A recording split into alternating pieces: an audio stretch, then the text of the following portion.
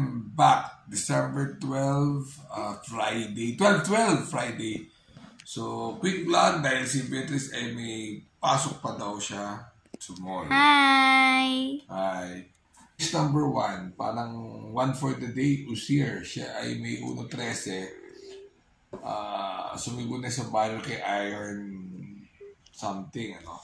So, siya yung first choice ko. Second choice ko yung yung dalawang imported, yung entry number 1. Third choice ko, Dehado, perfectly. Hindi nakita ko yan. Bumandera, may buti yan. 2, 1, and 7. Alright? Alright. Okay, race number 2. Race number 2, Spellbound, ano. Nakakalaban yan si Upscale Bell, pero dyan ako. Tapos Gemma Bell, dyan pa rin ako. Wala nang Bell ngayon eh. So, Spellbound, first choice, 1.13. Second choice ko ay Queen Gabi. Magandang Dehado, baka sakali makadehado. Third choice ko yung Senyor Ibarra. Hindi naman dahil minamalit ko, pero dahil from Alvin to NC Lunam, na medyo nabawasan, 1.13 din siya, so malaking bagay ang hinete. Alright? 6, 8, and 5. Race number 3. Race number 3. Sa race number 3, talagang patok yung high maintenance. Kaya legitify nga yan, antaya ako kaila dito pa sa laban na to. Second choice ko, tsaka may 1-12 na barrier. So, tingin ko may karapatan maging lamang. Second choice ko yung Queen Marquesa. Kasi yung Queen Marquesa, solo taga bandera. So, tingin ko magandang Dehado.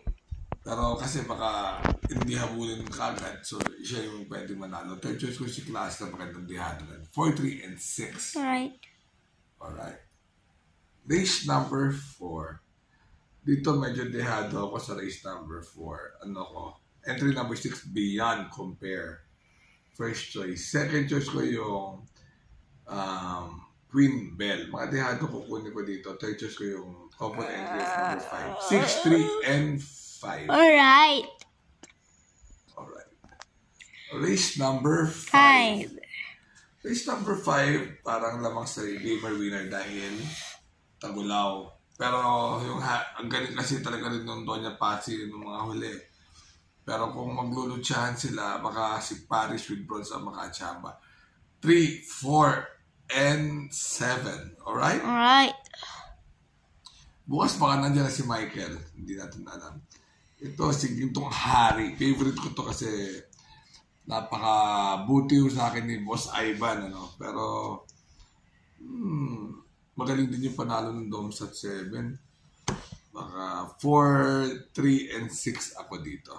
Alright? Alright. Sa last race ito, si Doña Chichay. Ano yan eh?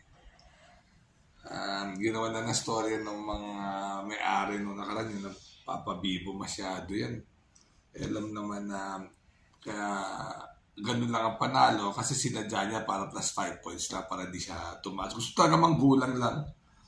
Mahirap, baka McCartney Martin siya. Balita ako, hindi naman daw pila yan. Pero marami rin nararamdaman. So, chismis lang. Mahirap, baka mahan tayo. So, first choice yan.